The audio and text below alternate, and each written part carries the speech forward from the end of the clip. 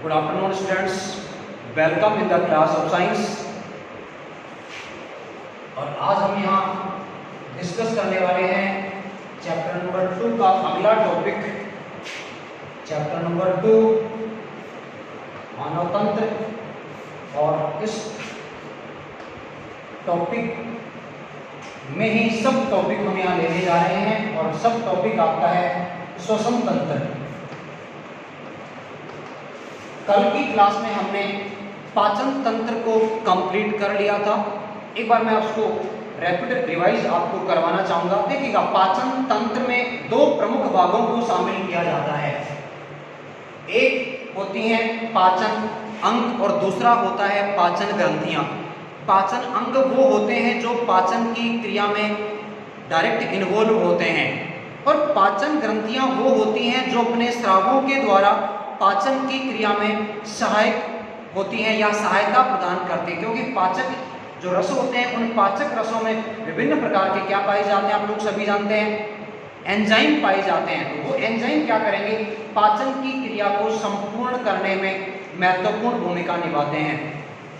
पाचन अंग में हमने बात करी थी, सबसे पहले आता है मुख, मुख के बाद में आता है मुख गुहा, देन ग्रसनी, ग्रसिका, आमाशय, छोटी आंत, बड़ी आंत, और अंतिम भाग जो होता है आहार नाल या हमारे पाचन तंत्र का, उसको कहा जाता है गुदा या मल द्वार।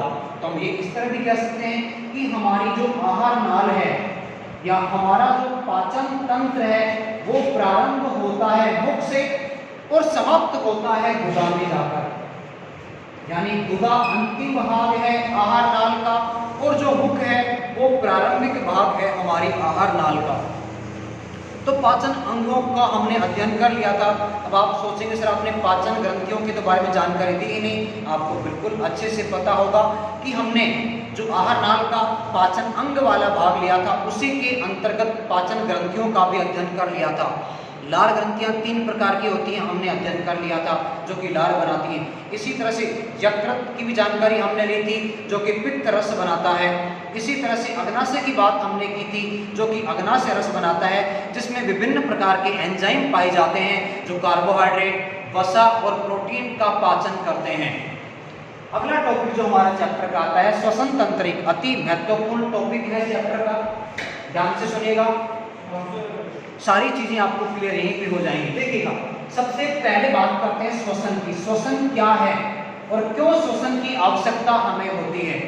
पहले बात करते हैं श्वसन क्या, फिर बात करेंगे क्यों हमें आवश्यकता पड़ी है श्वसन की। तो सुनिएगा ध्यान से, श्वसन क्या है। देखिएगा, सभी प्रकार के जो सजीव होते हैं, उन सजीवों को अपने जीवन यापन हेतु ऑक्सीजन की आवश्यकता होती है। क्यों होती है उसका आंसर आपको यहाँ पे मिलेगा। पहले क्या की बात कर रहे हैं, क्या है श्वसन। तो सभी सजीवों को जीवन यापन करने हेतु ऑक्सीजन की आवश्यकता होती है। उस ऑक्सीजन को ग्रहण किया जाना ही श्वसन कहलाता है। ये सामान्य शब्दों में परिभाषा है जो कि आप छोटी क्लासों से पढ़ते आ रहे हैं। एक वास्तविक परिभाषा की हम बात करें तो देखिएगा क्या होगा। हम कह सकते हैं कि जैविक ऑक्सीकरण, यहाँ से आप देखिएगा, जैविक ऑक्सीकरण ही श्वसन कहलाता है। अब इसमें आपको ये कहने की कतई आवश्यकता नहीं है कि हम O2 को ग्रहण करेंगे, उसके पश्चात CO2 का निष्कासन किया जाएगा। क्या हो गया, जैविक ऑक्सीकरण। जैविक ऑक्सीकरण ही श्वसन कहलाता है। इसमें संपूर्ण प्रक्रिया शामिल है। यानी संपूर्ण प्रक्रिया से मतलब यानी O2 को ग्रहण किया जाएगा, O2 ग्रहण किए जाने के पश्चात भोजन का ऑक्सीकरण होगा, और इस भोजन के ऑक्सीकरण के द्वारा आप खुद समझ सकते हैं ऊर्जा तो बनेगी ही बनेगी, साथ में CO2 का निर्माण होगा, कुछ मात्रा में H2O बनेगा, ऊर्जा बनेगी जो ATP के रूप में संचित रहती है। किसमें, किस कोशिकांग में ऊर्जा का संचय होता है, आप पढ़ के आए हैं 9th क्लास से, बताइए आप मुझे। ATP का संचय किस कोशिकांग में होता है, इसका आंसर है माइटोकॉन्ड्रिया। माइटोकॉन्ड्रिया जिसको कि कोशिका का शक्ति ग्रह या पावर हाउस भी कहा जाता है, माइटोकॉन्ड्रिया। तो वहां इस ATP का संचय कर लिया जाएगा। अपन कह सकते हैं ये जो ऊर्जा है माइटोकॉन्ड्रिया में संचित हो जाएगी। ओके, अब बात करते हैं जो CO2 यहाँ बनी, इस CO2 को बाहर निष्कासित कर दिया जाएगा। CO2 को शरीर के बाहर निष्कासित कर दिया जाता है। इस संपूर्ण प्रक्रिया को हम कह रहे हैं जैविक ऑक्सीकरण। अभी याद रखें आप। अब शोषण की वास्तविक परिभाषा क्या बनती है? जैविक ऑक्सीकरण ही शोषण कहलाता है। ये तो बात होगी शोषण क्या है। अब बात करते हैं क्यों होता है शोषण। तो क्यों का आंसर हालांकि आ चुका है। इसी के अंदर प्रत्येक सजीव जो भले पादप है आपका या फिर वो जंतु है, प्रत्येक सजीव को कार्य करने, तो ये पादप है और दूसरा यहाँ पे जंतु हमने लिखा है, पादप और जंतु। सजीव वो चाहे आपका पादप है या जंतु है, दोनों प्रकार के सजीवों को कार्य की आवश्यकता होती है। दोनों सजीव कार्य करते हैं। क्यों कार्य करते हैं? अपने मूलभूत आवश्यकताओं की प्राप्ति हेतु तो कार्य करना ही पड़ेगा। तो दोनों प्रकार के सजीवों द्वारा कार्य का संपादन किया जाता है। इस कार्य को करने हेतु आवश्यकता होगी ऊर्जा की, और वो ऊर्जा की प्राप्ति कहां से होगी? शोषण की क्रिया के द्वारा। यानी शोषण में क्या होगा? भोजन का ऑक्सीकरण होगा जिससे ऊर्जा की प्राप्ति होगी और सजीव अपने विशिष्ट कार्यों का संपादन दक्षता पूर्वक कर सकेंगे। तो ये हो गया आपका शोषण क्यों होता है का आंसर। समझ चुके होंगे मेरे ख्याल से आप। अब आगे बढ़ाते हैं टॉपिक को। आप सभी जानते हैं हमारा जो चैप्टर है पूरी तरह से मानव पर केंद्रित है। तो हम भी उसी संदर्भ में इस चर्चा को आगे बढ़ाएंगे। मानव के संदर्भ में हम यहाँ बात कर रहे हैं श्वसन तंत्र की। तो हम यहाँ बात करेंगे मानव में श्वसन।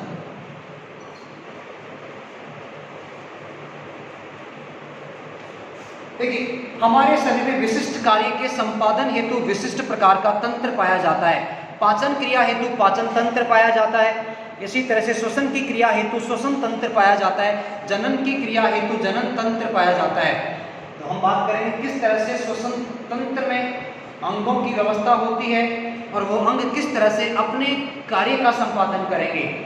तो देखिए मानव में जो श्वसन है, मानव का जो श्वसन तंत्र है, इस श्वसन तंत्र में दो प्रमुख भाग शामिल किए जाते हैं। पहले भाग को यहाँ पे कहा जाता है ऊपरी श्वसन तंत्र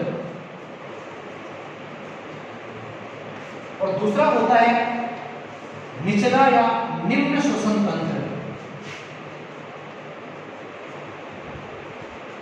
एक है आपका अपर या ऊपरी श्वसन तंत्र और दूसरा यहाँ पे शामिल किया जाता है निम्न या निचला श्वसन तंत्र। ध्यान से देखिएगा। सबसे पहले हम बात करने जा रहे हैं अपर रेस्पिरेटरी सिस्टम या ऊपरी श्वसन तंत्र की। ऊपरी श्वसन तंत्र में कुछ प्रमुख संरचनाओं को शामिल किया जाता है। ध्यान से देखिएगा।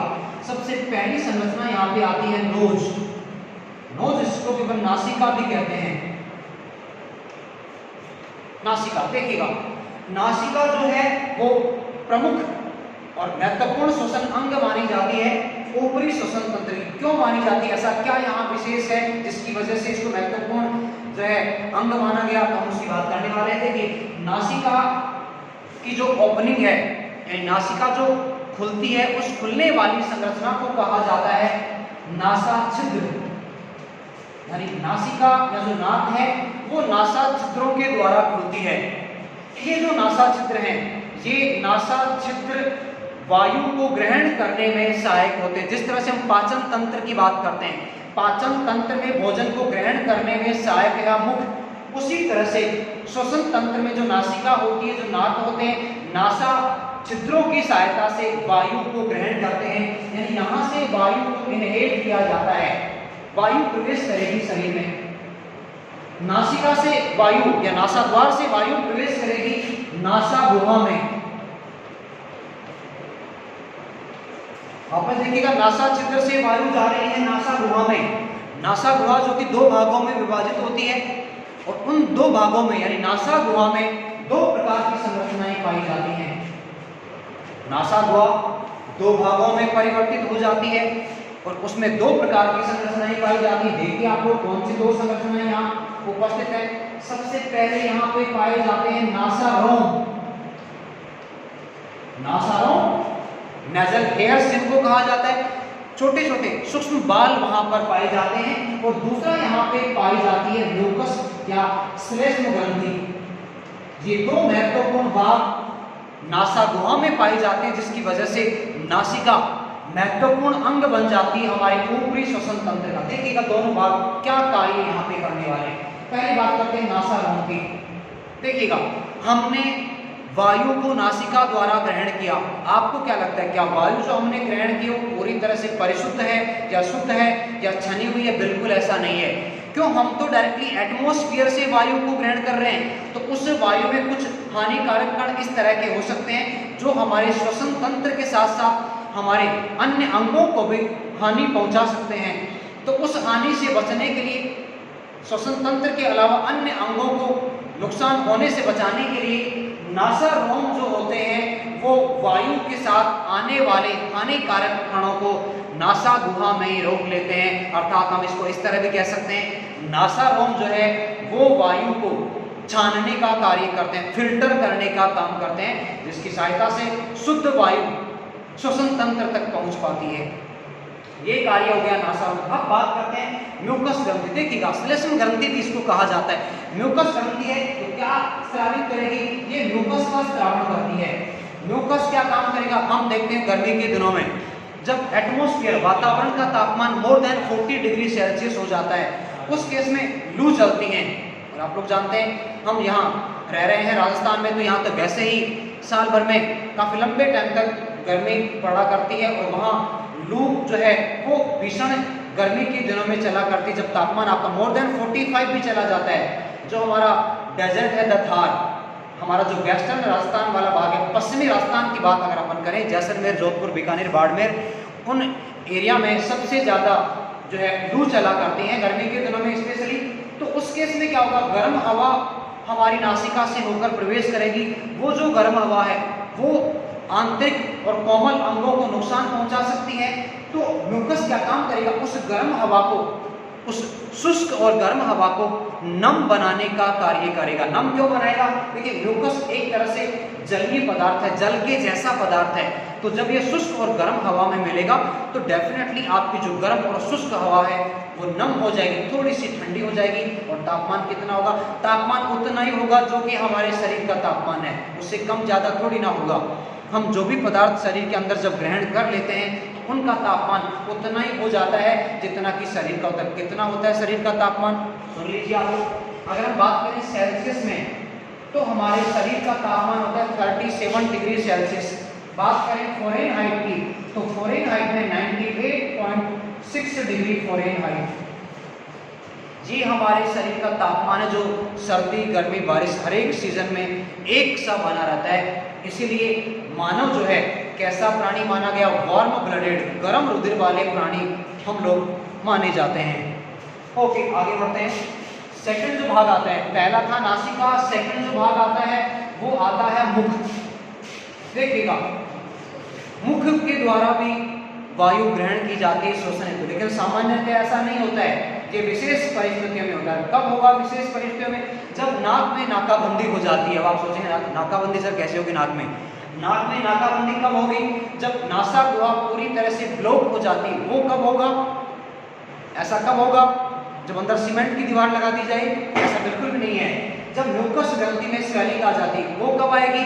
जब हमारे नाक में, नासिका में, या हम कहें हमारे शरीर में वायरस का संक्रमण हो गया। कॉमन कोल्ड आप लोग सभी जानते हैं, सामान्य जुकाम जिसको अपन कहते हैं, उस केस में कॉमन कोल्ड की स्थिति में दोनों जो नासा गुहा है, नासा मार्ग हैं, वो बंद हो जाते हैं, उसी को अपन नाकाबंदी कह रहे हैं। तो उस केस में श्लेष्म ग्रंथि में स्वेलिंग आ जाती है, सूजन आ जाती है और दोनों जो नासा गुहा है पूरी तरह से ब्लॉक हो जाती है और हम नाक के द्वारा वायु ग्रहण करने में असक्षम हो जाते हैं, असमर्थ हो जाते हैं। उस केस में मुख द्वारा वायु ग्रहण की जाती है।